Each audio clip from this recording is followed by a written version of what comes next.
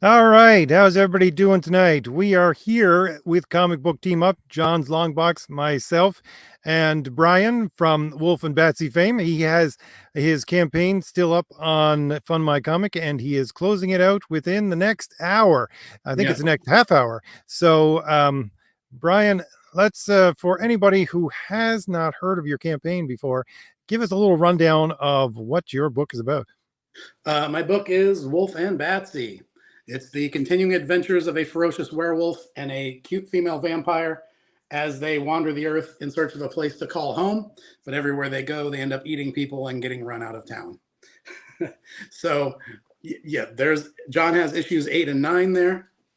I've got all mine as well. He's got 7. And I just want to say, this was Brian doing a sketch cover. Look at that. He does not phone it in. That is awesome. And then on the back is the card that, look at that. This is awesome. And for those of you who are wondering, this is what it looks like at first. And then Brian turns it into this. Yeah, or this. Yeah. So good. Such a good artist.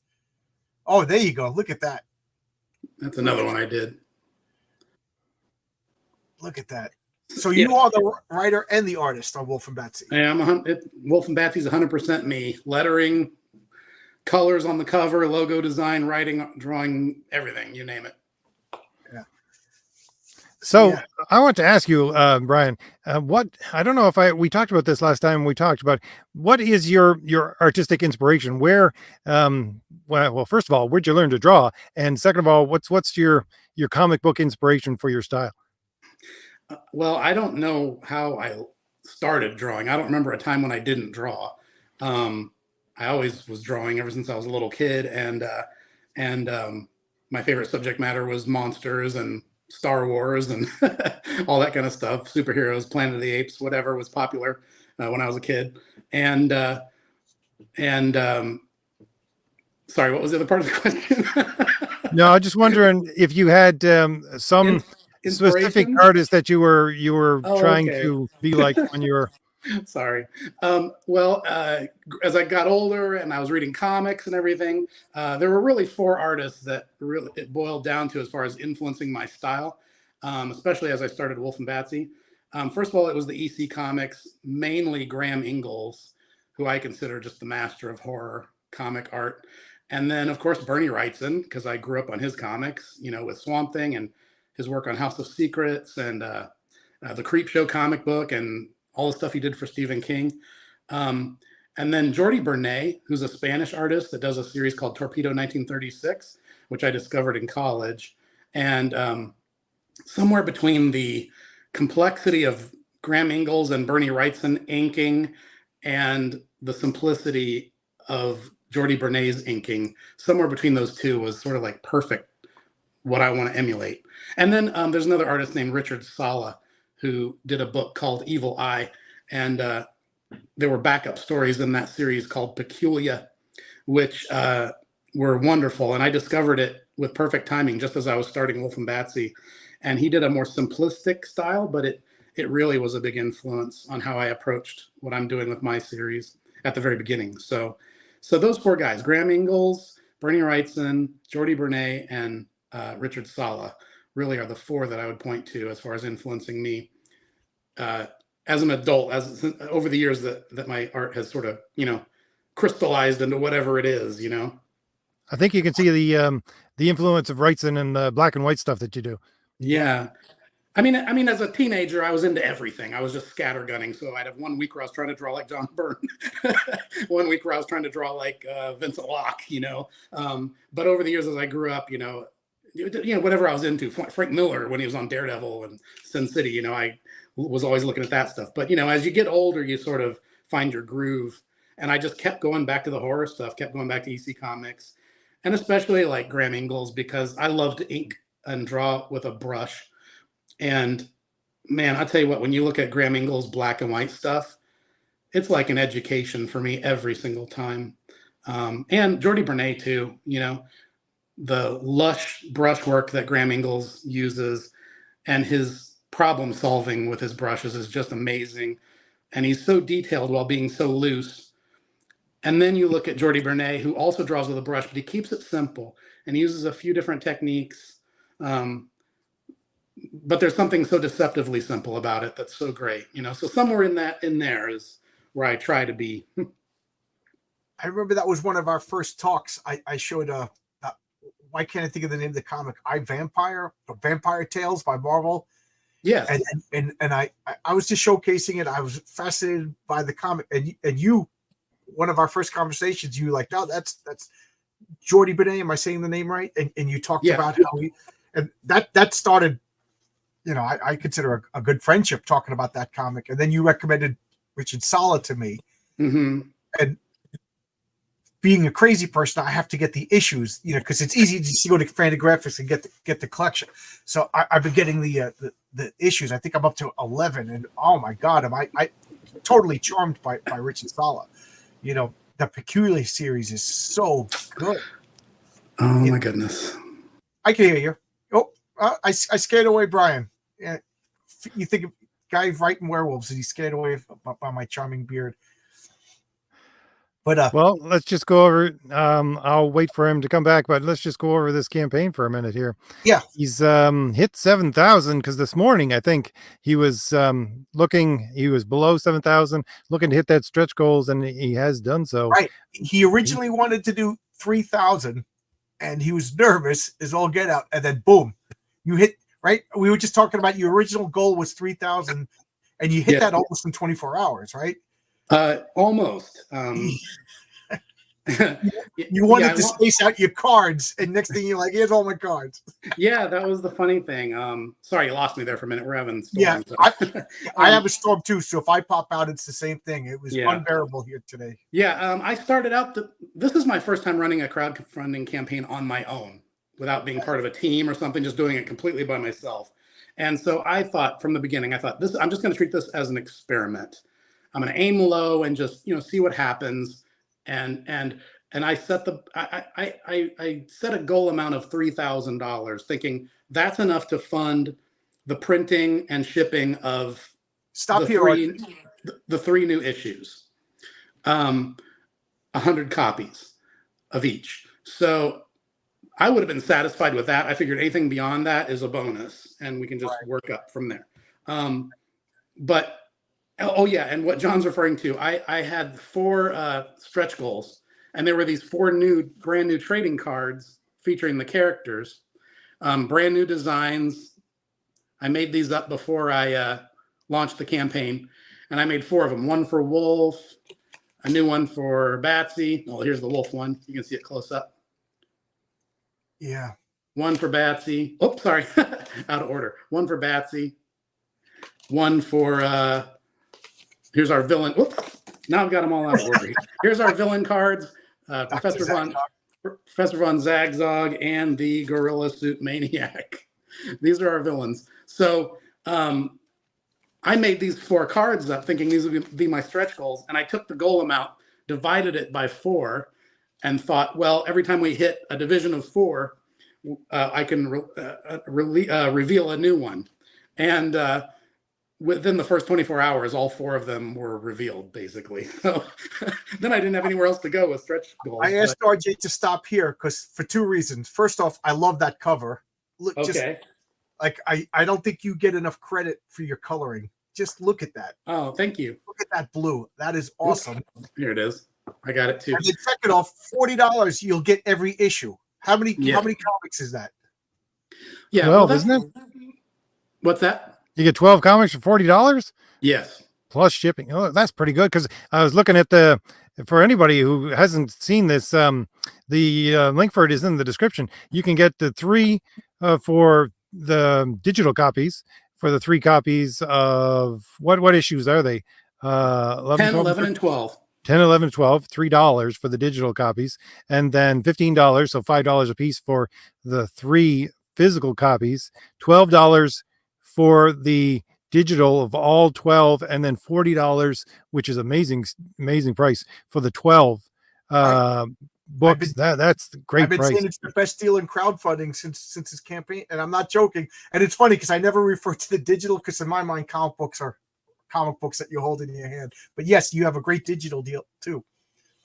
Yeah, I mean, I just tried to set it what I thought was fair. I mean, the original issues were originally priced at $2 each, and I'm signing and bagging and boarding everything. So I thought, well, I'll charge $3 for each of those. These cost a little bit more to print. I kind of went with a different printer that I like a little better, and so these had to be set at $5 each. So three of them Still is a great deal. 15. So if you add it all up, it comes out to just about that. So. Okay, I got to ask you a nerdy printing question here because I had just gone through this with my printer. So with your printer, are you doing basically a small print run with what is basically photocopies, or are they actual, book print scale? You know what I mean? Because I know that printers will do it two different ways depending on your numbers. Well, I wouldn't call them Xerox copies. They're a bit higher quality than that. It's a company called Comics Wellspring that is online. They're a digital printer. And I was recommended them by Josh Howard, who does T-Bird and Throttle, and also Tonic Mole, who does a comic called Saving the World. Both of those guys sent me their books and talked about this printer, and I felt that they had great results. So is it a cold press, whatever you call it, web press printing with metal plates and all that stuff for every page? No, but I think the quality speaks for itself. These books came out looking fantastic. What are your I'm very happy with them.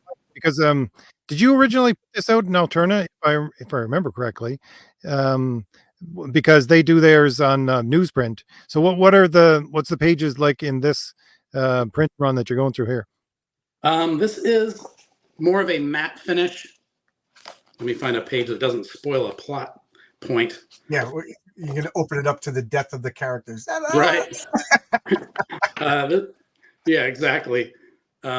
Sorry, let me find a page that doesn't spoil anything. Okay, here's a good one where our monsters are fighting one of our heroes, but it's more of a matte finish. White, solid white with solid black. But I personally prefer it because sometimes with the newsprint, I felt like the blacks weren't always solid black, and I like that deep, dark, solid black. So this printer is giving me that. And the paper stock is thicker. It feels nicer to me. And I think the printing on the cover speaks for itself too. I love that blue. I was doing a lot of this cover was colored a little differently from the other ones. If you look at the previous WULF and BATSY issues, like this one, issue 1, see how the colors are very flat. There's no gradations in the color. Same with this one for the most part. Colors are very flat, very old school comic book coloring. With this one, I actually went in there and used more of a painterly. It's still colored digitally on Photoshop, but I used more of a brushy digital brush, so I get more gradations in the clouds and things. And I'm really impressed with that it printed as faithfully as it did. I thought I was really pushing my luck with this one, honestly, but I think this printer does a great job. I love the fact that you're concerned with the blacks. I'm putting together a book right now, which is basically a film noir, and I'm going to do just some web publishing for it to begin with, because we have 8-page chapters. So I'm going to do it like that. But that's what I'm concerned about, because I do it in black and white, and that's one of the things that you have to be concerned with. It's because when you're going and printing, it's not true black. It's not the true black that you're going to get on the digital. Right. That's the thing, And again, I'm geeking out on printer and all that kind of stuff. But that's one of the things that a lot of people talk about when they're like watching older anime or things like that. It's that they use a brush on a piece of paper. It's not a true black that you're going to get basically on a computer, because that's a lack of all color, whereas it's a mixture of different colors to make the black. So those kinds of things, if you're concerned with it and you're printing in black and white, I know that you're thinking about quality of your storytelling right there. And the link, the very first comment in the chat is a link to Brian's active campaign right now. We still got 15 minutes to get him going. And I just think it's a wonderful comic. And I know I've been like a shill for WULF and BATSY, but it's a comic that I really like. And for selfish reasons, I want to see it continue. So the best way to do that is to help him sell. I really do like this comic. Yeah, it'll probably continue no matter what because I'm crazy and obsessive. Right. Yeah. That seems to be a running theme in comic book makers. We're a little bit laughy. Yeah, it's kind of just in my DNA. I have to get these monster stories out of my system somehow. So, you know, I'm gonna do it one way or the other, even if I'm just printing it for myself. Scroll back down, RJ. I wanted to point out the wolf on the steps. Yeah, look at that. You said you could see the Bernie Wrights, and I look at that and I see. And Brian gets so embarrassed when I say things like this, but I see like the Will Eisner and Bernie Wrightson, like maybe not a child but a cousin, you know. But look at you that. Flatter me too much. But of course I appreciate it. That's very sweet. I really do. I tried to stump Brian a few times talking about monster movies. I've given that up. I realized I've just wasted my breath. RJ, you're a fan of monsters. I thought I heard you say that you collected some monster magazines as a kid. That was a long time ago. I don't have too much, but it's a lot of the DC stuff. You know, the the monster things that they had for the Weird Tales and things like that. Yeah. See, I didn't like that stuff as a kid. You know, I liked a good monster movie, but like comic books were superhero. Now as I get older, I'm reading the old Shudder and Creepy, and they're so good, you know. Yeah, I love that stuff. I love the old horror stuff. There's a sense of humor to it, along with the obvious, scary monsters and blood and gore and all that stuff. There's just a sort of bad little boy sense of humor to it that I just, it's like, I feel like some of these artists are drawing comics with the same mentality that they would like throw a rubber snake at their little sister, just to make her scream. It's just the fun of just weirding out the reader. I don't know. That's a kick for me. Weird. Dark Admiral says Weird War Tales is great. Yeah. Oh weird, yeah. Weird. I can't talk. Do you have a commission, a sketch cover tier in this? Yes, you're looking at it right there. Right, that's why I wanted to bring it up. Just to the right of that drawing of Wolf is the sketch cover tier. I had it done because this is what came out, and this is what Brian turned it into. Look at that. He doesn't phone it in, guys. I love Brian's art. I got it hanging up in my comic book room. Yeah, I use this one as an example of one that I did. Yeah, basically, if you order the sketch cover, I think most people know how this works, but you order what you're ordering is this. It's a Wolf and Batsy. It's issue 7, by the way, of the regular series, just with a blank cover, and then I will draw something original on it, and you'll have a one-of-a-kind Wolf and Batsy cover that nobody else has. Yeah. And being a fan myself, I know that us fans, we love to have something that nobody else has. Yeah, it is fun. Yeah, I haven't taken it out of the bag. I'm afraid to touch it. It's got Hey, Fabrizio. Fabrizio has a comic, Horace H. Hoover. Yeah. And I will tease this. If my comic Heroic Tales, if you watch that, there will be I'll just say a link to Wolf and Batsy and Horace H. Hoover. Little teaser. Yeah, well, yeah, we're doing pretty good with the campaign. We flew past the goal amount very, very early in the first few days, and it's just continued to grow slowly ever since. Did run it. Everybody forewarned me that it'll start off big. There'll be a mid-campaign slump where it'll slow down a little bit, and then it'll pick up at the end, and that's proven true. Had a lot of orders come in just since yesterday, and all day today. It's been going good. So. Yeah, I'm pretty happy with how things are going. RJ, do you feel the same way with your campaigns? Yeah, definitely. Oh, that's exactly how it goes. It's always first day is your biggest sales, and then things just die in the middle until the last day, and it just ramps right back up again. Yeah, that's kind of been the experience I've had. And there's been a big learning curve. A lot of things. Because like I said, this whole first time doing this was an experiment. I wanted to try different things and see what worked and see what didn't. And I think I've got a good idea of how to do things a little differently next time and improve, and we'll see what happens. We have a question here. Zaktan asked, how would you describe your type of protagonists? They don't seem to fit the traditional heroes, but at the same time, they don't seem to be anti-heroes either. I guess that's a good question. I guess I would call them amoral, not immoral or moral, amoral.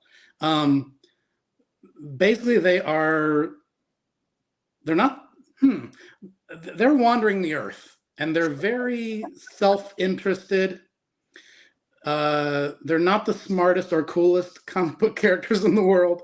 They're very just sort of vagabond, wandering the earth out for their own best interest. And there's a little hope for them, because every once in a while they will meet a sympathetic human or a sympathetic monster that has a problem, and they'll get inspired to help.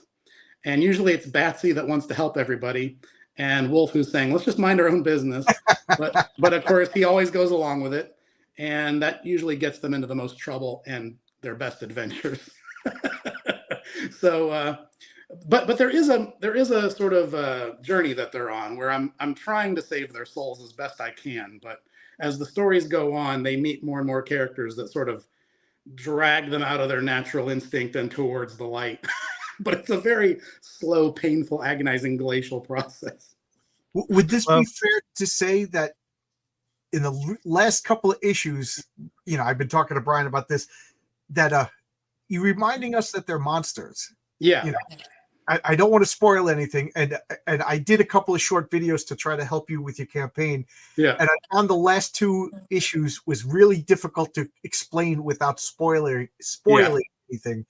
But yeah. Yeah, the current storyline is called The Fall of the House of Zagzag, and a couple of people, including John here, have described it as the meanest Wolf and Batsy story ever. Because Wolf and Batsy kind of get pushed into a corner like a couple of rats, and they are sort of forced to defend themselves, and they have to get a little nasty. We have a question here from Torchbearer asking what Wolf sounds like in your head, anyways. I have a question, actually. Is this Steve Miller, my old college roommate? Torchbearer Studios. I believe that's what he called his website that a few years ago. Oh. So if that's you, Steve, hello. Would Wolf sound like Eddie Quist when he speaks? He's referring to Eddie Quist, played by Robert Picardo in the movie The Howling, which is one of my favorite werewolf movies. Yes. Hi, Steve. Long time no speak. Great, your buddies are showing up. I love that. This guy was my roommate in art school for about 6 years. Get the link and tell us embarrassing stories. How often did Brian do this? Oh, no. He probably has a lot of them, but then I do too. So anyway, yeah. So he's talking about Eddie Quist from The Howling, which is definitely one of my favorite werewolf movies, and I love that werewolf character. And yes, absolutely, Wolf was inspired by that. Yeah, Brian, you talked about Batsy being inspired by, I forgive me, I can't remember the actress's name from Spider Baby. Yeah, there was a movie called Spider Baby that I saw in probably around 1995 or 6, somewhere around there. Maybe later, maybe around 97, 98. Anyway, but the movie was made in 68. And it was like lost and shelved for decades. And then it was finally rediscovered in the 90s, and they put it out in this VHS format. And so it was a big, important piece of horror news that had suddenly come around, that this lost movie had been discovered and it was back and blah, blah, blah. So I saw it, and there's an actress in the movie named Jill Banner. And she plays a psychotic teenage girl in the movie, not a vampire. But she has this body language that is just so odd, and her facial expressions and her personality in the movie. And so when I saw that movie, I thought, I want to create a comic book character just like her. And it was only a few years later that I was thinking about doing a comic book about a werewolf and a vampire. And I thought that'd be kind of fun to sort of add some of that Jill Banner energy and body language and idiosyncrasies into my female vampire. So starting out early on, there was a little bit of that influence. Yeah. I find that comics have always done that, in the fact that they've taken things from other mediums and incorporated them into the storytelling. Even me right now, what I'm doing with some of the stories I'm writing for the future is like I'm watching kung fu movies that are basically they're translated from Chinese, so they're straight from China, Sure. but they're old characters or mythological characters. So there's a lot of that. I take it in your work, and what I hear from you is there's a lot of inspiration taken from basically your childhood or Yeah. just what you think is cool, right? Yeah, yeah, absolutely. That's what we all do, right? But Yep. yeah, I have to say, I mean, yeah, sure. In terms of art style and drawing and things like that, yeah, of course, artistically, I guess Wolf and Batsy is very inspired by all the comics I grew up on, loving and looking at and studying. But in terms of concepts and ideas and stories and things like that, I'm getting much more inspiration from movies. In my 20s and 30s, I really started to get deeply into European horror films, from like especially the 1960s all the way up through the 70s and into the very early 80s. But there's a whole range of what they call Italian Gothic horror films in there, and also the Spanish horror films.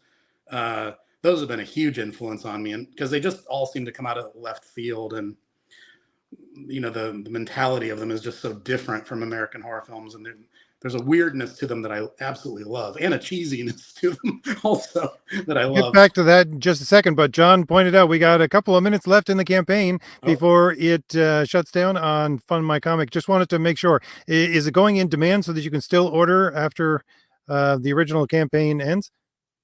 I'm thinking about doing something like that. I don't know if it's set to automatically do that. I don't think it is. But I definitely have plans to make it available beyond this point. Probably after I fulfill everything. And you have your own site, brianbaum.net, right? Yeah, I have my own website store also. Obviously, these issues aren't available there yet, but they will be eventually. And I'm also toying with the idea of maybe following up with another campaign for these issues on possibly Indiegogo or Kickstarter, depending. We'll see what happens. Because those are two other different audiences that I could reach out to and see what happens there. But they probably wouldn't go as long as this one. It would just be kind of a backup thing, just for anybody who missed this one. Michael says, any inspiration from Hammer horror films? And I got to say, just as you were talking about the besides that, the obscure horror films, I think with YouTube, there's a renaissance of obscure horror films that are being introduced to people. Mm-hmm. Yeah, absolutely. Hammer was huge for me. Hammer was probably the first like European horror movies I was exposed to, because the tamer ones were shown on regular like Saturday afternoon shock theater shows when I was a kid. Like you could catch Curse of the Werewolf with Oliver Reed on TV on Saturdays in the 70s and 80s. Barely needed makeup to play a werewolf. He was a good werewolf. Yeah. And the Christopher Lee Dracula movies and the Peter Cushing Frankenstein movies that Hammer did, those were all shown on television in the 70s and 80s. So I caught those early on, but it was later on, like in art school and after art school, that that a lot of stuff started becoming available that wasn't available before, just through as videotapes sort of phased out and it became DVDs. There were a lot of companies that started putting out some really cool, obscure stuff. Mario Bava movies from Italy, Paul Naschy movies from Spain are probably my biggest influences, along with the Universal monster movies. Yeah, all those Italian ones, basically, I just fell in love with. Oh, and yeah, anything with Barbara Steele in it, basically. There's a long list of them that I just love. I love the fact I think there's a channel on YouTube that I'm subscribed to, Dark Corners, and he watches old horror films, but he also tells you where you can find them and go and watch them on the internet. Yeah, and what's great is, especially with DVDs, they always had the audio commentaries, and a lot of those really odd, weird, obscure movies would come out with great audio commentary tracks by film historians who specialized in these subgenres. And so they would tell you how this part was inspired by this, and this director who made this made that. So if you like this, you should check out that. So of course, you go down the rabbit hole, and I got to look this one up. I got to find that one, and it cross pollinates, and you end up with a giant library of horror movies from all over the world, like I have. I feel bad for people who aren't geeks about something, Yeah. You got to have something to get interested in. Yeah. Yeah, I was going to say about Spider Baby. I watched that on your recommendation because I always like to see comics that that I love, what inspired them. Mm-hmm. And yeah, Jill Bannon was creepy as all get it, but I found that movie terrifying. I know it's like not classically scary, but there's something about that genre of like the inbred family that Yeah. that doesn't want to go outside and they have dark secrets. Yeah. And then she's like, "You want to play Spider?" Yeah. I was like, "Oh no, I know what that means." Ah. Yeah. And super important to me too is Lon Chaney Jr. is in it. It was one of his last movies when he was really old and struggling with his alcoholism and other health issues, and it was a very tail end of his career. And I would say Lon Chaney Jr. is probably my favorite actor of all time. I mean, he's the original Wolfman, you know. Yeah. Plus, he played the Mummy. You know, he was in so many great movies, and even right up to the end of his life, you know. So the fact that he was in there too, and you know, he's got scenes in there that are just heartbreaking, because that's what I love about Spider Baby is the emotional. It's all over the place. You know, there's scenes that are really scary, and there's scenes that are just silly and goofy. Yes. And there's scenes that are genuinely heartbreaking. You know, I won't spoil it, but there's a scene where he tells the girls that they're all going to have to go away, and what he's talking about is they're all going to have to die, basically. And and they don't understand. Movies that can happen, stories that scare me more. Yeah, you know, I go watch a movie about a werewolf and laugh at the gore, but like a movie like The Hitcher or Spider Man, Hitcher's great. It scares me because there are crazy people in this world. Yeah. RJ, what's your favorite monster horror movie?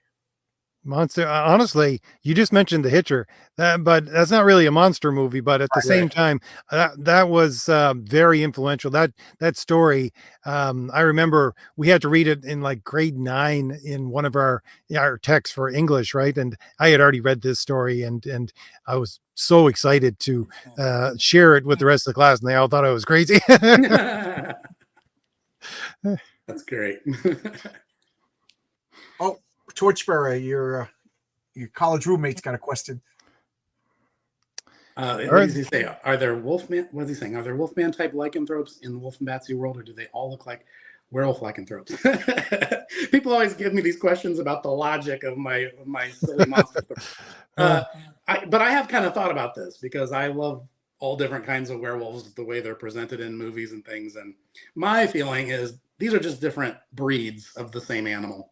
Like, you know, a Pekingese looks very different from a Saint Bernard, but they're both dogs, right? So I think there could be different breeds of werewolves. That's my made up answer for that. And vampires, like there's different vampires from all over the world that are vastly different. Like you know, there's the Roman Lamayas, there's that the Brazilian, I can never pronounce this, Pangalian. Yeah. There's the Japanese one that is basically a flying head that goes around and sucks people's blood. They got so many. Yeah. You're gonna witness anything like that in the future? I don't have any plans for a story about that yet, but I definitely have a lot of other story ideas up my sleeve that I can't wait to unleash upon the world. What I know from a previous conversation, you said your favorite Universal monster was the Creature. No, mine is the Wolfman. Are you talking RJ or me? Who's told me the Creature? I was going to ask, is any creature? You know, the Creature is definitely. I love them all. You know, I love Dracula, I love Frankenstein, I love Phantom of the Opera, I love them all. But Invisible Man, all of them. But you know, it's like the parent who's not supposed to say which kid is their favorite. I love them all, but if I was totally honest, I'd have to say Wolfman's just a little near and dear to my heart. But I love the Creature too. Are there any American werewolves in Paris? Wolf and Batsy haven't made it to Paris yet. Pedro says that comic has a lot of hack and slash vibes. Oh well, I worked on hack slash for a few issues. I don't know if he knows that. Yeah, I don't know if you know that, but yeah, Brian did the art for a couple of issues of Hack and Slash. A long time ago. Yeah. And stories that could shift tone, well balanced. Yeah. Your comic, they could shift tone. Like there's some of them that are more humorous, and like I said, the last couple have been mean, you know. Yeah. And it was such a left turn that it was actually shocking to me. I was like, I good. I messaged Brian. Is this what you mean? Oh, good. I once heard somebody, I can't remember who it was because it was many years ago. I read this. Somebody was saying that a great horror movie or a great horror story should be kind of like, like punk rock or one of these other art forms where it's like it hurts so good, or I've also heard someone say a horror story should be sort of like a mean old junkyard dog that'll bite you if you get too close to it. So so if you start to think Wolf and Batsy are too friendly or too cutesy, they're gonna have to bite you. Yeah, they're monsters. Yes. Yeah. Yeah, it's like I like to make the stories fun, but every now and then, if I can twist that and remind you what they really are, it's kind of fun because I love that reaction. I have a question about the horror element of this, and especially since you're working in black and white, because like I said, I'm doing sort of a similar thing with a film noir with a black and white story, and I'm using a lot of silhouettes because I love the idea of not showing the entire thing when something horrible happens, just because, let the reader's imagination run away with what exactly is going on. Do you have any of that in your storytelling?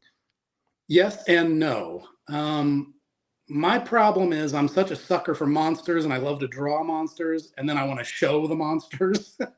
So it's kind of like, the movie Alien, like for a long time, they keep the alien just quick flashes or in the dark or whatever. But then at the end, you really kind of get to see them. That's kind of the way I draw comics. It's like I will do that thing, especially if it's a bad monster, like a bad guy villain monster. I've done stories like that where you kind of keep it mysterious at the beginning, but eventually you're going to get to see it.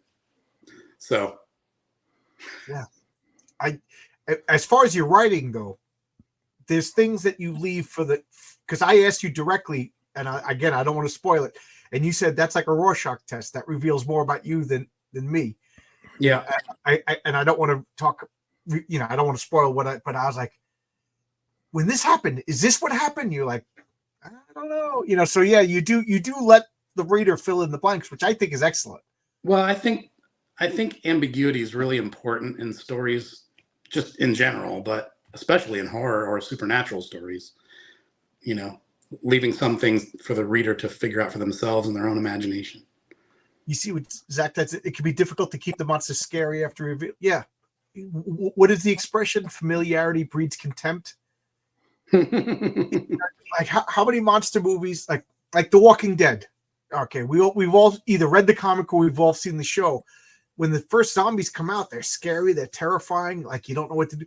But by season 5, they're just like zombie killing maniacs, just and the zombies aren't scary anymore. So I don't know. I've never really had that problem when I watch monster movies. I think just because I'm so fascinated with the spectacle or the special effect or just the creatures themselves, it's like I'm just happy to see them. Whether it's an old clunky black and white movie where the mummy's on screen for long extended scenes and you can see there's a zipper up the back of the costume, or whether it's something really elaborate like the Alien. I don't care. I just love monsters. I love to see them. So I understand where people are coming from when they say that. If their goal is to watch a monster movie to get scared, I get that, because there's atmospheric quality and not showing everything. But I don't know. I'm just a sucker for monsters. I got to draw them. I got to see them. So I'm just happy to see them anytime. RJ, out of the classic Universal monsters, which is your favorite? Whew, that's a hard one. I really can't even say. I really love just because Mary Shelley's Dracula is really an influential book on me, just because of the way it was written, and it is one of the books that made me want to actually become a writer. Bram Stoker's Dracula and Mary Shelley's Frankenstein, both of those books. But I can't really pick between them. It's just because they're seeing them on screen was completely different, but at the same time it would just enrich the experience, because there's a lot, especially in the old black and white movies where they're doing the original Dracula, there's a lot of silence, and growing up you're used to explosions and soundtrack all the time, and then you go back and watch the old or not even silent films, the old black and white movies, and you get these long extended silences, things like that. So I traditional is Frankenstein and Dracula, but I suppose Dracula a little more. Yeah, I'm more of a Dracula guy than a Frankenstein guy, but I love them both, of course. But yeah, I love the whole vampire lore. I also, I consider Frankenstein more of like a golem than like a zombie or anything like that. Zombie's a different type of monster than Frankenstein. Frankenstein has he has free will, and if you ask me, he has his own soul. He has his own agency, whereas a zombie doesn't. So to me, they're different monsters. But this is the nerdy kind of stuff I like talking about. Oh, I think I asked you this already. Do in your mind, or the classic mythology of monsters, do werewolves have to die and then come back to life, or is it like a disease? To your way of thinking. Well, I think it depends on the story. I mean, right? Yeah. Larry Talbot didn't die. Although, hold on a second. There's a distinction there. He didn't die when he was turned into a werewolf, but he did die later and did come back from the grave. Oh, he did? Yeah. In Frankenstein Meet the Wolfman, that's the first thing that happens. He's in his tomb from the Wolfman getting killed at the end of the first movie, and a couple of grave robbers open his tomb, and he awakens. Because he's been covered with wolfsbane, which keeps him dead, basically. And the full moon comes out, and they're pulling away the wolfsbane to try to rob the grave, but they're pulling away the gypsy magic that keeps him dead. Yeah. So, and then the full moon comes out, and it's just, no, now you're asking for it. He comes back. Oh, like when Gordon says The Walking Dead's not really about zombies, yes, and then humans are the true monsters. I mean, the monster, yeah. Man's innermost inhumanity to the fellow man is the scariest thing in the world to me, which is why, like, I can watch a Jason slasher movie and with popcorn and a sandwich and laugh, but like, I don't know, those movies, those Hostel movies or Saw. I don't know, man. That scares me. It's like I said, Spider Baby. I know it's goofy. It starts off all kind of silly, and I was like, "Oh, Brian, what did you do to me? I'm going to watch this." But it scared me. I literally had the blanket like this because that's there were no monsters in the movie. There were just the demented people, and that's the scariest thing in the world.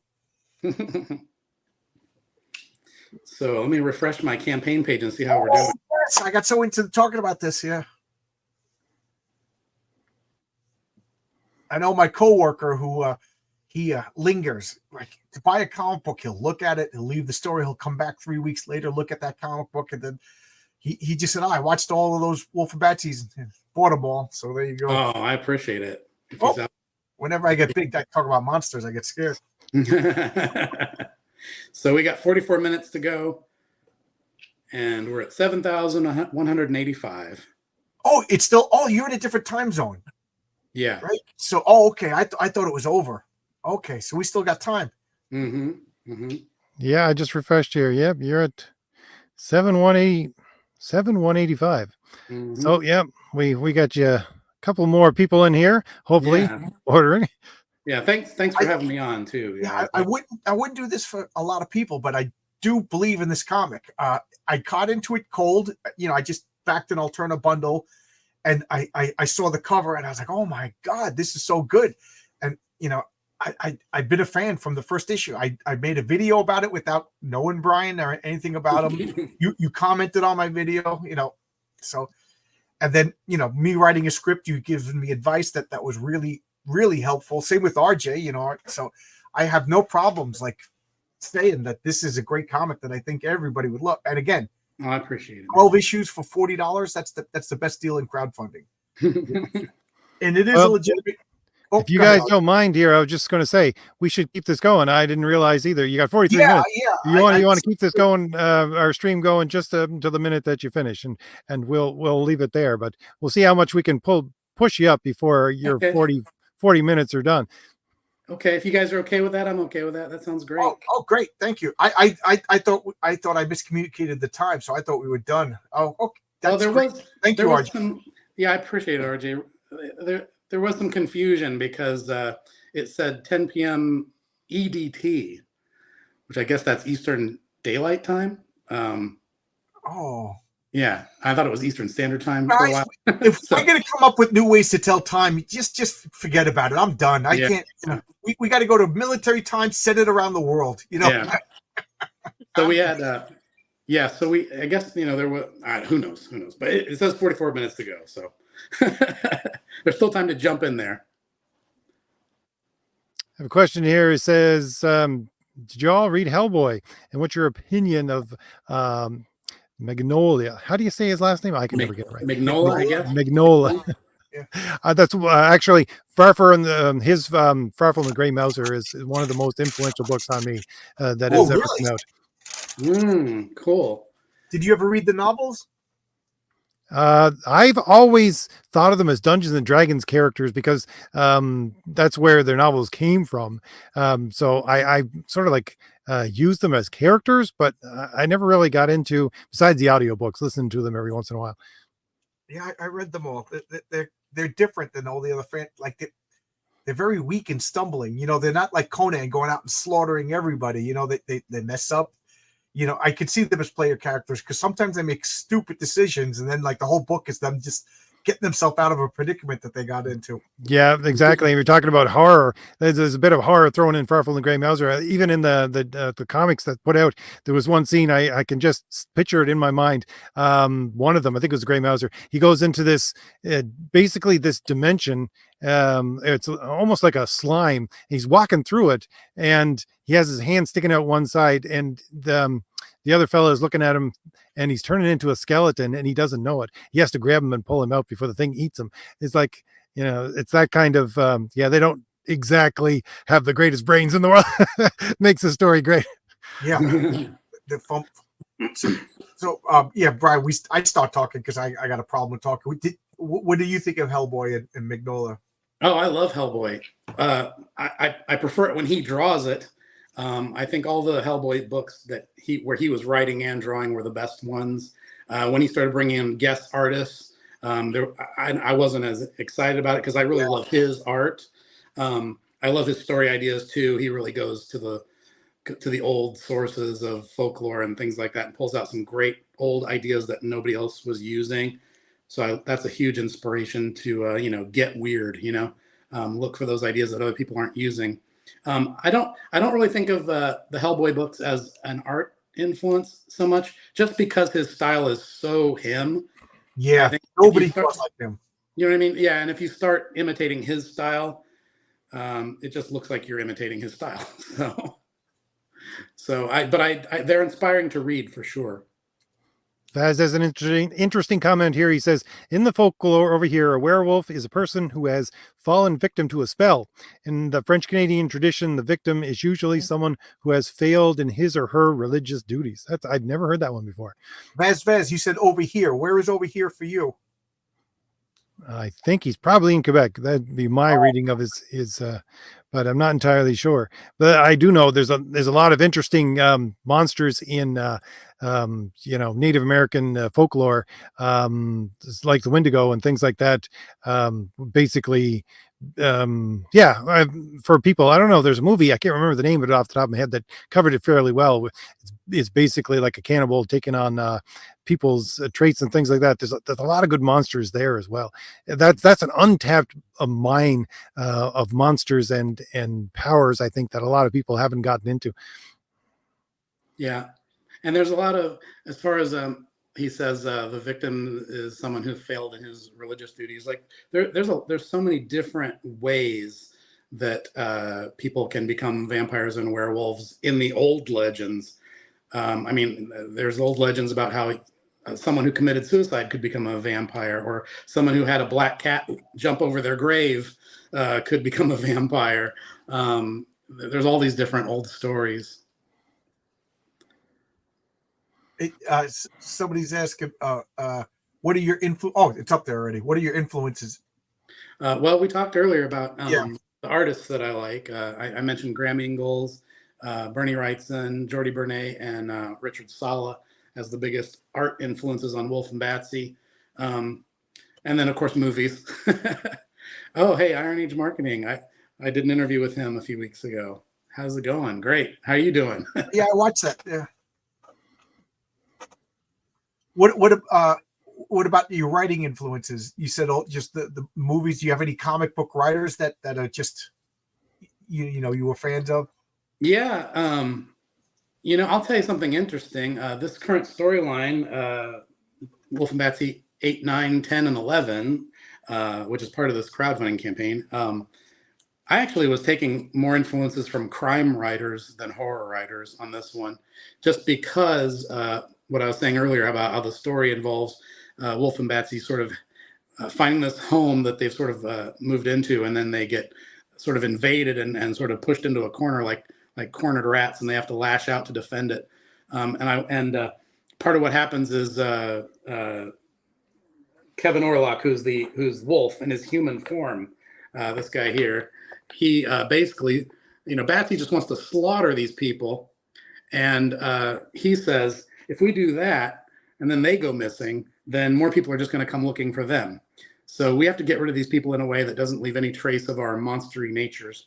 And of course, that doesn't work out because I love monsters. There's no way I was going to leave the monsters out. But at first, at least, he tries to use more clever, manipulative ways. And so I was kind of dipping into some Dashiell Hammett novels and things like that, where characters pull some really sly tricks on their enemies to sort of get their enemies to destroy each other. That's why I said left field, and I was like, "Whoa!" Yeah, but I love Stephen King's old classic stuff. I love H.P. Lovecraft, of course. But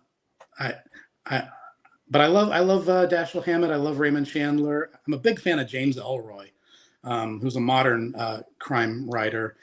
I think a lot of people would be surprised how many ideas from James Ellroy's novels I've sort of borrowed and put into Wolf and Batsy. But yeah, gosh, I'm trying to think of who some of my other favorite writers are that I could. But of course, all the comic book writers. I mean, I take a lot of inspiration from, although I think it's a subconscious inspiration, I do take inspiration from Chris Claremont, just because I grew up on Chris Claremont X-Men. Yeah. So some of his, I used to joke that I got I learned all my worst tricks for writing women characters from reading too many Chris Claremont comics. That's funny. I was just pulled out my the first run of New Mutants. I was reading the old Chris Claremont New Mutants because Wolfbane is the inspiration. Well, part of the inspiration for one of my characters, and I actually have Mike Gustovich, who did the inking for the first issues of New Mutants. He's working on several different projects with me.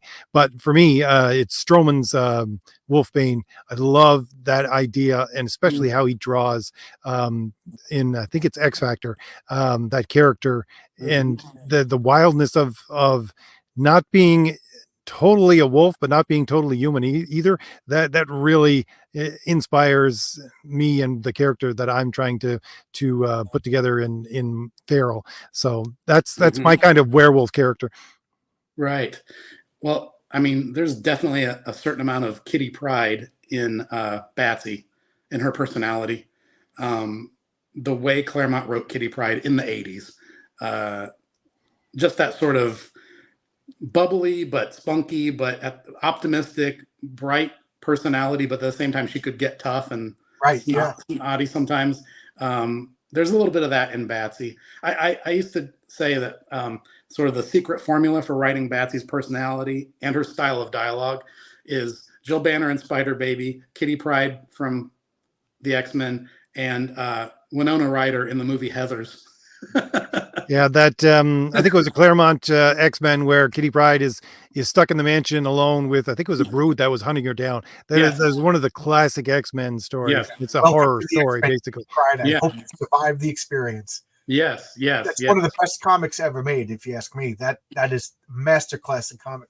I love When you were that. talking about, I bought this Big Hero 6 because years ago I bought 1 and 2, and I don't know why I didn't get the rest of the 5. So I bought and I'm reading it. I'm like, wow, I'm really enjoying this. This is so well written. And then I flip to Chris Claremont. You know, it just I got into like a frenzy of reading comics. I didn't even check. You know, I was so happy to know that there's a Chris Claremont comic that I didn't read yet. You know, he's because criminally underworked. He could still write comics. You know, what's going on? I have to say another Marvel influence on Wolf and Batsy was Cloak and Dagger. Yeah. Or at least the way they were done in the 80s when Rick Leonardi was the artist. I loved that series as a teenager. And that whole concept of the sort of bright, optimistic, positive female, and then the dark, brooding male friend, and they're traveling around having supernatural adventures. I mean, undeniably, that's in there too, you know. Yeah, but Batsy has her dark moments too. What's that? I said, but Batsy could be dark too. Like in this current story, she's like, we got to slaughter everybody. Yeah. Well, yeah. I mean, she is a vampire, and she is kind of a little brat who wants her own way too sometimes.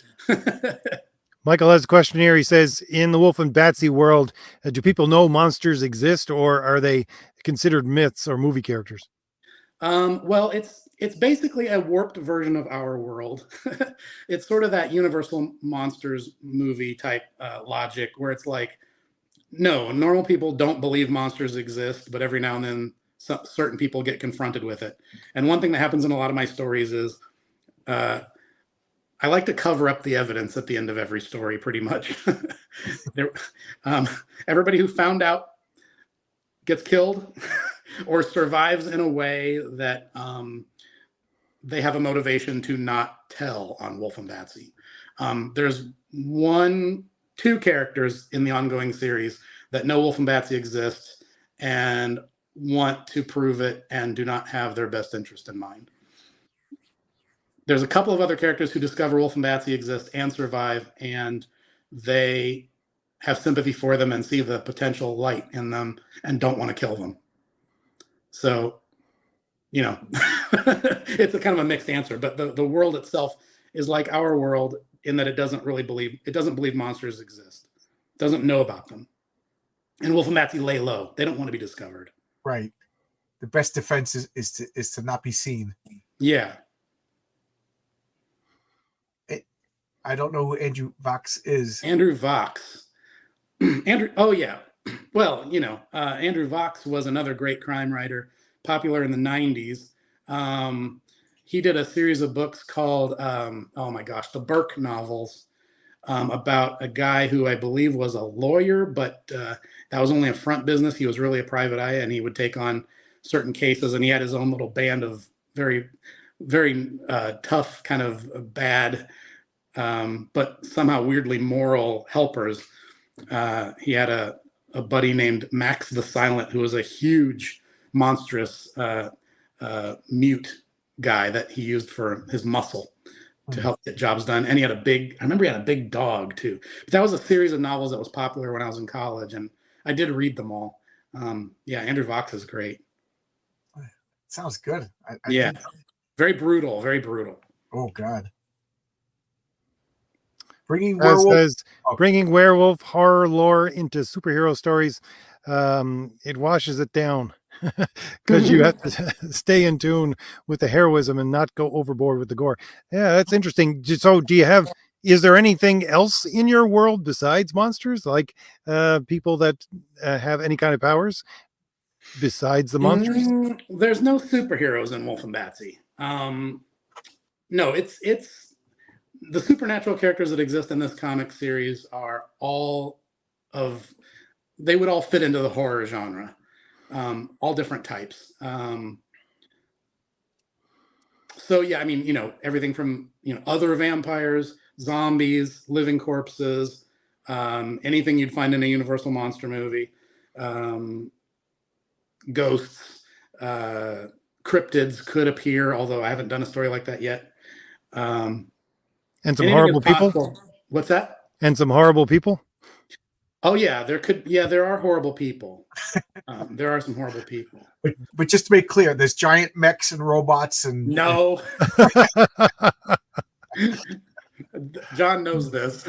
Yeah, we had a conversation about this before. No, I once was joking around, but I kind of made a list of things that are not in Wolf and BATSY, and I forget what we were talking about, but it was a response to something. But no, I don't go too sci-fi. So there's no robots in Wolf and BATSY, just like there's no robots in our world. There's what else did I talk about, John? I know we had a bunch of them that we talked about, but alternate dimensions, clones. No, we're not doing clones. I'm not doing multiverses, nothing like that. This is not the idea of the multiverse these days. It's just a get out of jail free, lame storytelling card these days. No, this is a old fashioned horror comic type world. Yeah, you don't see Christopher Lee, piloting a mech. You don't see Wolf and BATSY. Who's stronger, Bigfoot or Wolf? I don't know, but I'd love to see that fight. Yeah, that would be interesting. A werewolf versus a Bigfoot. I love the Robert E. Howard stories, and to me, honestly, there's a lot of horror in those stories, and there's a lot of horror monsters in those stories as well. When you're talking about Bigfoot, there's a lot of ape-like creatures that he constantly pulls on, and I think those stories again. I think a resurgent of those stories is coming back up with low fantasy. Mm-hmm. It's funny you brought that up.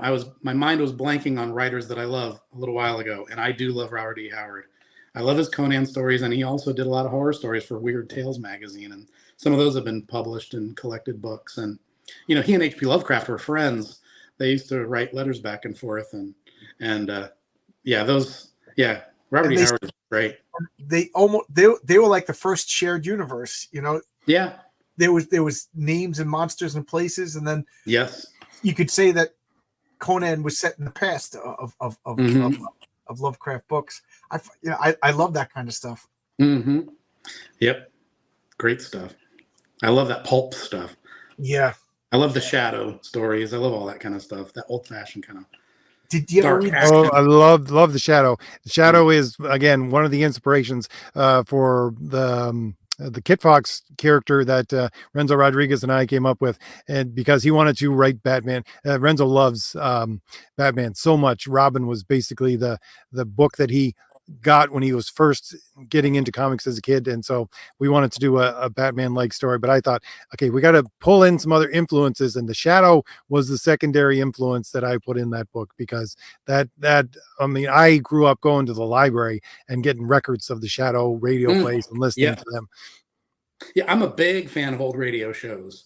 I got a bunch of the Shadow collections. I love Inner Sanctum. One of my favorites is The Hermit's Cave, which had Inner Sanctum. They would do ghost stories and horror stories, but they would always kind of explain it at the end that it wasn't really supernatural. There was always some explanation for it. But The Hermit's Cave, man, when they have a living corpse or a ghost or a vampire, it's a ghost or a vampire. They don't pull that rug out from under you at the end. They don't rationalize it. Yeah, like Scooby-Doo. It was never just a ghost. It was always a evil landlord trying to evict somebody so they pay rent or something. I love Scooby-Doo. I know, John, you don't like it. I love it. I never liked Scooby-Doo. Staple of my childhood, man. It's funny because people my age or older, for the most part, like, yeah, Scooby-Doo, whatever. But people younger, they love Scooby-Doo. Well, it's an excellent gateway drug for horror. It was on every single day after school when I was a kid, and I would watch it every single day when I got home. It'd be that, and then it'd be the 1967 Spider-Man. Those were the two. I think cartoon influences are something that a lot of writers, you never really hear them go back to, but you can hear it in their voices and what they have to say. For me, we watched the old Hercules with that monster sound that would just come back all the time, right before we went to school, waiting for the bus and stuff like that. Yeah. I think it was probably the inspiration for why I love Greek myth so much. Mm-hmm. Yeah, I've been watching they recently came out with a collected complete Blu-ray of Thundar the Barbarian. Oh, I've been watching those with my kid lately. Those are excellent. I mean, those are so much fun. They're like, Jack Kirby. oh yeah, it's very Kirby, but it's like the concept is like it's like a rip off of part Star Wars, part Road Warrior, Mad Max, and it was set in 1996, right? Something like 1994. It was set in 1994, yeah. And then all these different monster stories, it's like, but they have great, beautifully designed monsters every single episode, like multiple cool monsters. So those are fun, and it's funny. It's funny because all played with a straight face, in my brain, because I always thought it was like 1999 as a kid. Then somehow I thought it was 1990, but 1994 in my brain that was always the Earth after the moon left in space 1999. That's funny. Fae folk have some tendency to follow rules, at least, like how vampires won't enter a home unless invited or cross a bridge with running water under it. Yeah, I hadn't thought about that. Yeah, what are your rules? Do you? There's certain things I use and certain things I toss out the window. That business about running water, I don't use that. I never liked that belief. Although it was used really well in one of the Christopher Lee movies, I have to say, but I don't personally care for that. I just think it's, I don't know, it's just too soft, too easy. So I don't use that one. The enter the house, have to be invited into a home. I've not really used that either. My rules are, it's funny. I have thought a lot of this stuff out, but I also like to kind of leave it to the reader to kind of figure out to a certain degree. There's rules about how vampires don't cast shadows and don't show up on film and don't cast reflections and things like that too. So there have been times in my stories where if I wanted to do something that broke one of those rules, I would find some kind of story excuse around it. I'd come up with something. Okay, I'll spoil one idea. There's a story that I'm working on that I'm writing that'll hopefully be a future Wolf and Batsy comic. And one scene requires Batsy to have her picture taken. And that breaks a vampire rule because vampires are not supposed to show up on film. So in that case, but I really want to do this story and I really want to use this particular story angle. So in that case, I came up with a way that there was a ghost hunter who invented a special kind of camera that actually can capture ghosts or undead beings on film. Cool. So they've stolen that camera and they managed to use that for this purpose. Now that means I end up having to weave a whole other plot around it to make it give myself that excuse. But like basically I have rules, but then if I need to break them for story reasons, I try to find an in-world, logical, agreeable, nonsense, plausible deniability way around it. So it all works in the story. There is a logic there. Well, because Wolf can transform at will. He's not a slave to the moonlight. Right. Yes, that's important because it was really the Hollywood that invented the whole thing about how werewolves can only turn with the full moon. That's not from folklore. Folklore, werewolves could turn anytime they wanted to at will, and Wolf is one of those. He does not need to be prompted by the full moon. It's not the Incredible Hulk. He doesn't need to be stressed. It's whenever he wants to, he can change back and forth.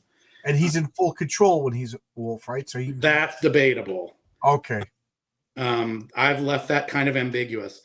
There's a certain aspect of him when he becomes a werewolf. It's especially if he's hungry. It's like a shark in a feeding frenzy. He becomes oblivious to a lot of what's going on around him. And that is kind of one of the issues in the plot is that there is a sort of ambiguous question there as to how much of him is really aware of what's going on when he's in wolf form, because it does cause problems. And I don't want to totally solve that for the reader. Even though I've got the logic of it kind of in my head, the story, it kind of works better if I leave that up to you to figure out. Does that make sense? Yeah. You're saying not like the Hulk, but of course he has the ripped green pants. So you got to say a little bit like the Hulk. Yeah. Well, but I mean, Werewolf by Night had the torn, shredded pants too. So it's still keeping within werewolf aesthetics. But yeah. And how, I mean, all the rage these is crossovers and everything. Are there any like characters that you would love to have crossover with Wolf and Batsy? In the chat, somebody said like the Scooby Gang investigates Wolf and Batsy. I don't know. I think the Scooby Gang wouldn't get out very well with Wolf and Batsy. Well, I mean, there's rights issues there. for me to do something like for me to do something like that, I'd have to be willing to just put it out for free and not take a dime for it, or say, here's a free comic, you can pay with a donation to me because you like me. Do it that way. But I'll tell you this. I have a friend named David Hartman who when we were in art school, we used to draw comics together, and in the years afterwards, and he and I worked in TV animation together for years too. But he had a comic book series he did for a while called Rite, R-I-T-E. And it was sort of a humorous horror satire series about a kind of Frankenstein style action hero guy. And Dave and I have always said that our comics do exist in the same universe. So there was one story he did where he had Wright find a puppy with a gash in its head. And Wright's mission is to take this puppy to the veterinarian and get it fixed. That's one of his silly stories he had, okay? And then, of course, it launched into a whole bunch of horror nonsense after that. But that's how he started it. And he never explained where that puppy came from or how it got the gash in its head. So I did a Wolf and Batsy story that takes place right before that, where you have the puppy and you see it get a head wound. And then it's left in the alley. And then the characters move on. Wolf and Batsy didn't do it to him. Some bad characters did it to him. But that's kind of a setup. And then they may be monsters, but they're not a there's even depths that they won't, nobody hurts each other. They're afraid of John Wick. So that has been explained in my story. That's funny. But it was a side joke that I did in one of my comics that sort of was meant as a crossover with Dave's, but Wolf and Batsy never actually met Wright himself. So I've sort of made jokes in there that only my friends would get, where I'm sort of playing little jokes crossing over with their universes, but nothing big where it's like I've actually brought anyone else's characters into my stories. I guess there are possibilities there as far as characters that are in the public domain. And I won't tell a lie, I've thought about some of those possibilities, but I haven't done anything with them yet. Steamboat Willie's going to be showing up pretty soon. Nothing that obvious, but there's I was just looking at these. I was just looking at this cover here, and it made me think that these characters would be great for having 3D figurines. I know that they're doing King Cryptid figurines right now, which are amazing. Your characters, I think, would fit in, in the future. If you're ever thinking of doing expanding things like that, yours, I think, would make great figurines. Almost, the let's say hand-sized ones. Yeah, the little like you can do on. I think you could probably do them on 3D printers now. Yeah, I don't know anything about 3D printing myself, and I'm a terrible sculptor. I tried it in art school. I'm a total butterfingers with anything 3D, but I'm a huge action figure collector. I absolutely would love Wolf and Batsy figures, and in any style. 3-inch ones, like the old Star Wars figures, the 7-inch ones like NECA is doing now, or the Mego dolls from the 70s with cloth. 12-inch figures, whatever. I love action figures. So obviously I would absolutely love that. I just don't know how it's possible.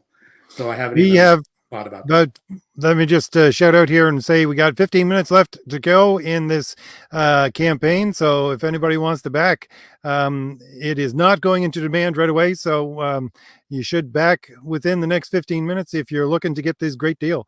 Thank you, RJ. Yes, you're right. And we have got a couple more backers since the last time we talked. Oh, good. Guys, you're going to like the comic.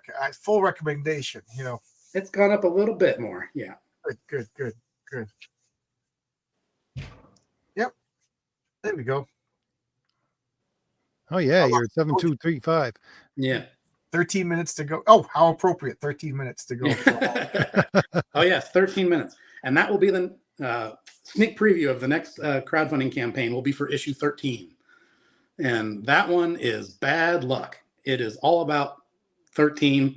Yeah, and it's going to be double size, 64 pages, a contained single issue story. That's going to be a fun one. You know, we're almost an hour, a little more than an hour into this, and I have not played the trailer for this yet. Can I play the trailer here? Yeah, absolutely. All right, let me just see what we got here.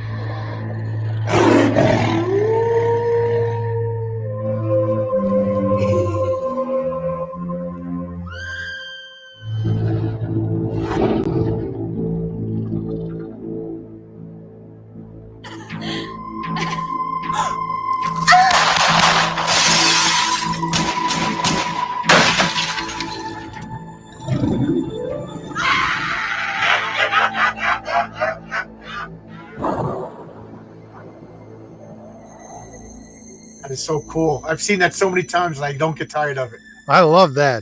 That just shows your influence with the radio plays.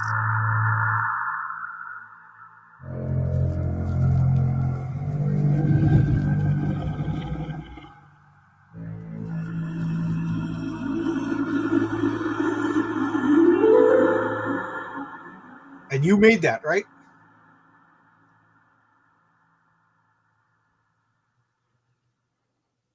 That is, I love that. I've seen that so many times, but I can watch it again. Yeah, sorry to talk over that, but that was amazing. I love that. You're on mute, Brian. Yes, there we go. Yeah. Yes, I did make that, and thank you very much for your kind words. Yeah, you made that, right? You didn't hire out anybody. Yeah. No, I edited it together and gathered sound effects from various sources, but I did do the music myself. Yeah. Pretty much did the whole thing myself. I mean, who else is going to do it? You know, this is indie comics. Well, that's just it. This is a one-man show. This is it really is. You do everything. And I one of the things I talk about on my channel when I talk about comics is the storytelling. And those of you who don't quite know exactly what I'm talking about is how the sequential art from panel to panel to panel conveys the story where, you know, like you could figure out what's going on without reading it. And just watching that, you didn't see any word balloons and you followed along that story. Brian is excellent. Well, you're an animator, you know.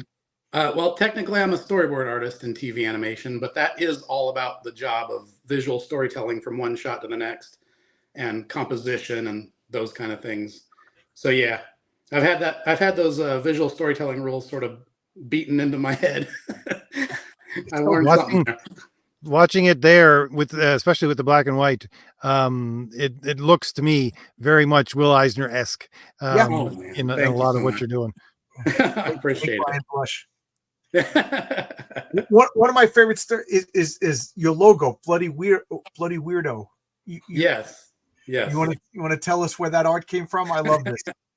Okay, yeah. So yeah, I don't know if there's an example of it right there. I could send it to you real quick if you want to see it, RJ. I can send you a DM of it so you can show it on the screen if you want. Of course, if I can find it, I don't even see it right in front of me. Anyway, I'll just tell you what it is.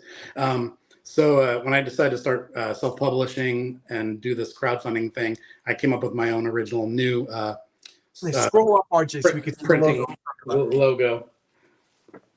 It's here. I can kind of put it up to the camera. There you go. You can see it there. But I came up with the name Bloody Weirdo, but the drawing, I was going through I was at my parents' house and I was going through their basement looking for something else, and I found a box that said Brian's kindergarten papers, and because my mom saved everything, and I went through this box and I found a stack of monster drawings from when I was in kindergarten, maybe first grade, some of them, but I mean there were drawings in there of Frankenstein and the Wolfman and all the Universal monsters, drawings that I probably haven't seen since like 1978. like these are old drawings that I did when I was a little kid, and one of them was this Wolfman. I think I put him on the inside. Here he is on the inside cover. One of them was this really. There he is. Yeah. This sort of. I love that. I love that card. Goofy little Wolfman drawn by a 5-year-old Brian. And so I thought, what a perfect logo that would be. Since basically, I love that. since basically all my comics are just childish excuses to draw monsters. There you have it. Yeah, it's a little bit of an expression of the innocence and the demented quality. Yeah, I wish well, my parents are gone, that I'm not going to find a box full of my art. I wish I could find it. I remember so many drawings from a kid, back when I actually thought I had artistic talent, and I would, look at them. If I could look at them now and laugh. But I love that. You showed me that, and I was like, oh my God, that is brilliant. I just think it's such a good logo for a comic. And it shows, like you said, it shows that you've been doing this since the beginning. You're, and childlike innocence. Hey, Tonic Mole. How you doing, Tonic Mole? Good to see you. Hey, Tonic Mole. How you doing? Yeah, Tonic Mole has an active campaign for saving the world. It's on Kickstarter right now. Yeah. Tonic Mole, message me your link. I'll put it in the chat. Yeah, he's important to this campaign because, along with Josh Howard, who does T-Bird and Throttle, he also uses the same printer that I use that I was talking about at the beginning, Comics Wellspring, and he sent me his books, and he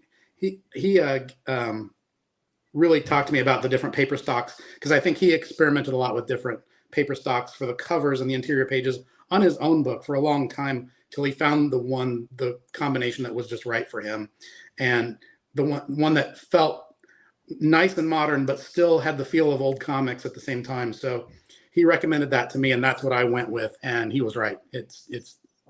I'm very happy with it. Yeah. So big thanks to Tonic Mole and Josh Howard too, because he also recommended the same inker, or the same printer.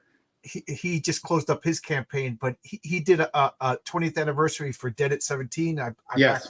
The comic is great. I mean, I'm just talking about, well, the comic is great, but I'm talking about the printing. One of the things that I'm really fascinated with is the tactile feel of comic books.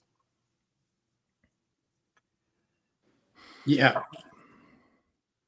We have 5 minutes to go left on the campaign. If anybody wants to back this, just to let everybody know, if anybody in the chat wants to back Wolf and Batsy, great deals here. Yeah. This is not an eBay auction. You shouldn't wait till the last 10 seconds. Jump in now. Tonic Ball says too often folks gloss over the print. Yeah, this is something I'm in my infancy for my comic.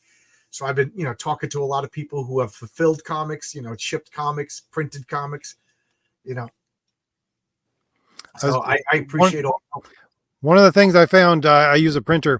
You're doing floppies here, which is great. But my original book was graphic novel, and I had a printer who did it so that there was already a preset crease within the cover, so that when you opened it, you wouldn't have to break the spine, which I thought was great.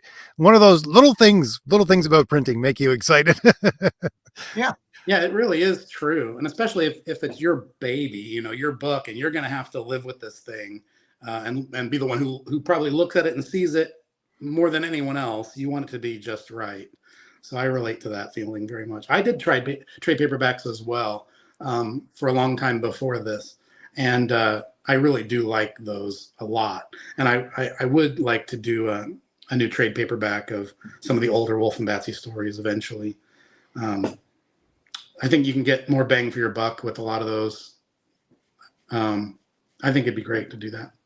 And Josh's look great. His collected books, his thicker trade paperback format, T-Bird and Throttle books. One of the things that I don't think I ever mentioned is you put like a goofy ads in the back that are legit funny. You know, I reading the horror, the monsters, blood, and then you get to, you know, like Fun Factory ads, and one of them was Corpse Respondents. I just thought it was so clever. You know, for the letters page. Yeah. I mean, to me, that's just comics. I mean, the comics I grew up on, every single issue had that page of goofy novelty ads. Right. So yeah, I mean, I can try to find one here. Celebrity barf bags. Yeah, that was one. So here's like an example of one. Captain Blood Clots, famous novelties. You can order a dead bat. This skull that looks like a candle, it has red wax on top. And when you light the candle, the red wax gets hot and appears to bleed down the skull. That's a real ad, and I had one of those when I was a kid. Yeah, you mixed the half a dog. Does anybody know where that's from? Split dogs, like in a veterinarian school. That's a movie joke, movie Easter egg. And if you Return of the Living Dead, that would be. Yeah, you got it, RJ. Return of the Living Dead, yes, absolutely. Girly cartoons, cut out human tongues. Oh, here's an ad for my theater, the Hollywood Bobble-on. Oh, okay, yeah. Double feature of Dracula and Frankenstein, and X-ray glasses, of course. And I like this one. I like, if I can get, there we go. The fake vomit. Yeah, so you know. Did you said you had the skull? Did you get any of this? Did you get the X-ray specs and joy buzzers and stuff? No, I do have the Dracula amulet with the soil from Dracula's castle. I do have that, which was not advertised in comics. It was usually advertised in Famous Monsters or Creepy Magazine. That was one of their popular ones. I did get one of those. I have RJ, that. did you buy anything like that? No, but honestly, I just, now that you talk about it, I should probably do the same thing with my books, except in a more epic or orbit kind of way where I sell my stories, you know, because they always had, you know, buy these pulp novels in the back of the stuff that I would read, right? Yeah, absolutely. Yeah, well, being a horror comic, I keep it on the demented side. So it's sort of a satire of the old ads, but they're always skewed to give you this impression that the Captain Bloodclot Company might be a criminal mafia organization that's getting rich selling novelty items in comic books somehow, because there's no responsibility for it. You should weave it into the story. Yeah, I probably should. I've thought about that. So let's see. Oh, here it goes. We are done. It says closed 14 seconds ago. Oh, this campaign is closed. Funding is no longer available. We ended at $7,235 with 173 backers. Oh, yeah. Very good. Very good. Hey. You're at 240% of your goal. So that's great. You're on your way to do this campaign, and it looks like probably another if you're going to be successful like this. Yeah, I said from the beginning, I'll be content if it just makes its goal and I can just do that much. That'll be fine. And anything else will be a bonus. This is way past that. It's double that. So beyond more than that. So, good. I'm very happy. I want to thank everybody out there who backed the campaign. And the next step is to send an order to the printers, and then we can start fulfillment. In about 3 weeks, whenever those books come back, we can start fulfillment for real. That's exciting. That's exciting. Yeah.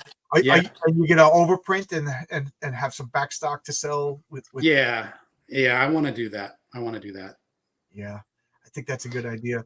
Yeah. All right. Well, congratulations on a successful campaign. I was glad to be here to close it out with you. And thanks a lot. Thank you very much for coming on Comic Book Team Up. Are you kidding? Thanks to you guys for having me. I know it was kind of a last minute thing. I had kind of a crazy week where I was afraid to commit right away because I was afraid I wouldn't be able to make it. You had that other stuff going on, but so thanks for having me. I really, really appreciate it. Yeah, Brian moved away from California because of the earthquakes and then goes right to Ohio and brings tornadoes with them. So Wolf and Batsy's causing problems everywhere he goes. Yeah. But I have All to. right. I'm past my bedtime, but I Yeah. wanted to say. I'm gonna close it down, and I want to thank everybody in the chat for showing up, and especially you few people who threw your hats into Wolf and Batsy and this in the last minute. So thank you to everyone. And I think we might have Comic Book Team Up again on this channel, my channel, next week. We'll probably be closing out the Cull book. What is the name of it? We had it on here a couple of weeks ago when he opened Shadows. What is it? Oh, I can't remember off the top of my head. I just backed it today too. Shadow something. Yeah, but we'll be here next week, and like I said, thank you very much for everyone showing up in the chat, and thank you very much, Brian, for being here. And I am just gonna give you the last word in case you want to say anything in addition to saying thank you to the 173 backers. I really don't know what else to say other than thank you so much to everyone. I am just so grateful that it went over as well as it did. And like I said, a lot of this was an experiment. I tried a lot of different things on this campaign, and I think it's been a big learning curve. I've kind of figured out what works, what doesn't, what to do different next time. And I am beyond excited to get this campaign fulfilled and then get moving right into the next one, because I can't wait for you to get issue 13. Yeah, I'm excited to get there. I didn't know it was going to be double sized. That's give all of you bad luck. All right. Oh, thank you very much, Gordon Goodbrother. In the chat, he says the Shadow Kingdom. Yes, we'll be closing out the Shadow Kingdom next week on Comic Book Team Up. All right. Well, I'll leave it there, and I want to thank everyone once again for showing up, and I'll see you all next week. Bye. Bye, everybody.